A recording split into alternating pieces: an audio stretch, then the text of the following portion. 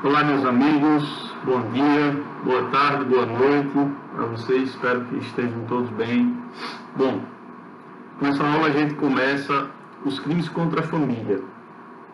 É o título 7 da parte especial, né? E assim, como primeiro passo para o estudo desse título, a gente tem que conversar um pouco sobre o bem jurídico que o direito penal ele vai proteger, né, que o Estado vai proteger com o direito penal. Tá? E é o bem jurídico família. O bem jurídico família, ninguém nega a sua importância. A Constituição estabelece no 226 regras específicas de proteção à família no Brasil. Delimita a estrutura da família no Brasil, a família deve ser monogâmica e fica claro com essa menção do legislador constituinte a importância do bem jurídico família.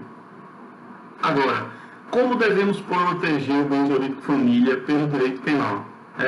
Aí é que vem uma análise específica desse ramo do ordenamento jurídico, que é um poderoso instrumento de controle social.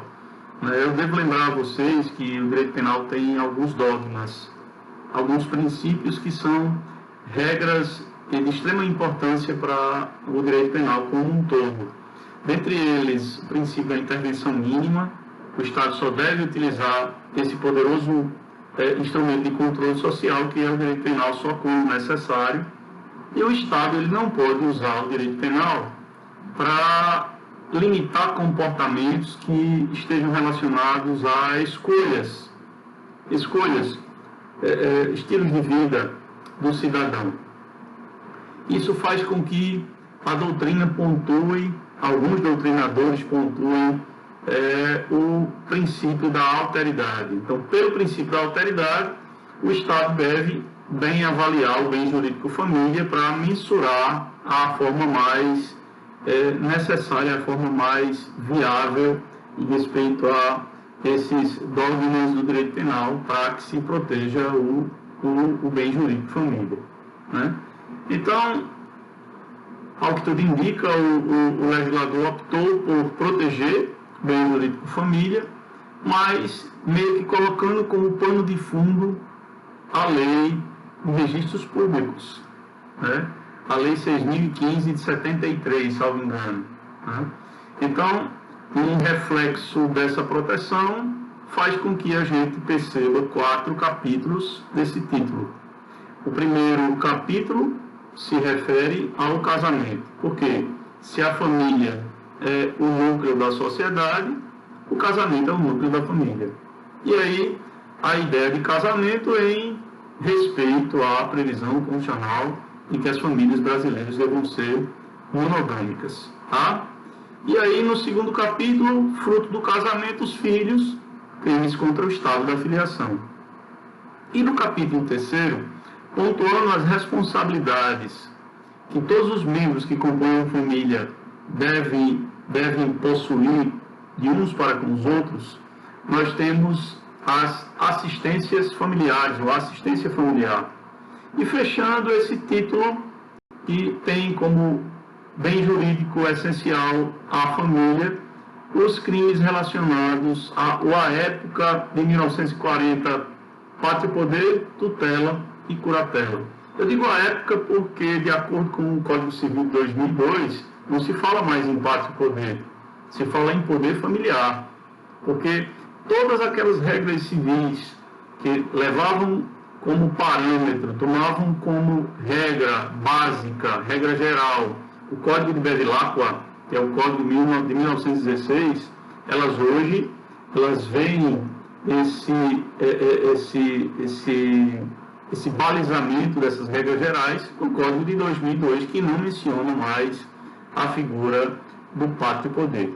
Tá? Então, via de regra, esse é o bem jurídico que se pretende proteger, esse é o bem jurídico família. E aí algumas percepções próprias do bem jurídico família, que implica em características dos crimes que muito provavelmente a gente vai encontrar nesse título 7º. Bom, esses crimes, eles são normas penais em branco, E aí a gente não pode esquecer da norma penal em branco como Instituto do Direito Penal, é uma espécie de lei penal, sendo ela incompleta ou imperfeita, junto com o tipo culposo, que é uma norma aberta, e a norma penal em branco ela tem como característica a necessidade de uma complementação de outra espécie normativa para que essa norma penal venha a ter eficácia e possa vir a ser aplicada. Tá? Então, nós temos basicamente 3 tipos de normas penais em branco. Nós temos a norma penal em branco homogênea, que é aquela cuja lei que irá completá-la é de igual hierarquia à norma penal. Essa classificação, por exemplo, para Rogério Sanches, faz surgir uma nova classificação, onde ele divide essa norma penal homogênea em homovitelina e heterovitelina, especificamente se o complemento se encontra no mesmo código ou não. Fica fácil. E aí, a segunda modalidade de norma penal em branco é a norma penal em branco heterogênea. Nessa, o complemento virá de uma espécie normativa hierarquicamente inferior à norma penal. Tá? E para fechar, a norma penal em branco inversa, ou ao inverso, ou revés, ou ao revés, enfim, depende do doutrinador.